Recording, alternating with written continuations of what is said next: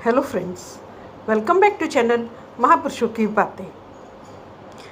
भागवत जी के प्रथम स्कंद के प्रथम अध्याय के श्लोक नंबर 11 से 19 तक उल्लेख है कि ऋषियों ने सूत जी से आगे कहा, शास्त्र भी बहुत से हैं परंतु उनमें एक निश्चित साधन का नहीं, अनेक प्रकार के कर्मों का वर्णन है। साथ ही वे इतने बड़े हैं कि उनका एक अंश सुनना भी कठिन है।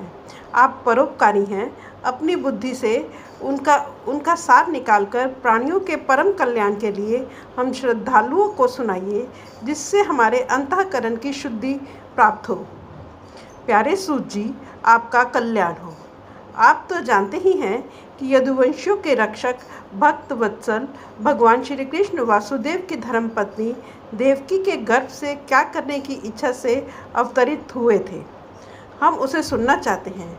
आप कृपा करके हमारे लिए उसका वर्णन कीजिए, क्योंकि भगवान का अवतार जीवों के परम कल्याण और उनकी भगवत प्रेममय समृद्धि के लिए ही होता है।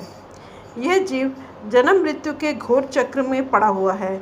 इस स्थिति में भी यदि वह कभी भगवान के मंगलमय नाम का उच्चारण कर ले तो उसी क्षण उससे मुक्त हो जाए, क्योंकि स्वयं भय भी भगवान से डरता है। सूत जी, परम विरक्त और परम शांत मुनिजन भगवान के श्री चरणों की शरण में ही रहते हैं।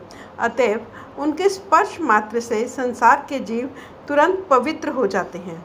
इधर गंगा जी के जल का बहुत दिनों तक सेवन किया जाए तब कहीं पवित्रता प्राप्त होती है।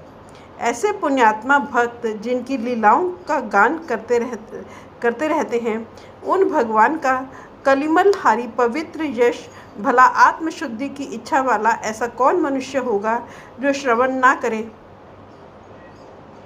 वे लीला से ही अवतार धारण करते हैं।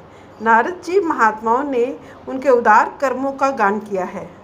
हम श्रद्धालुओं के प्रति आप उनका वर्णन कीजिए। बुद्धिमान सूत जी, सर्वप्रथम प्रभु अपनी योग माया से स्वच्छंद लीला करते हैं। आप उन श्री हरि की मंगलमयी अवतार कथाओं का अब वर्णन कीजिए।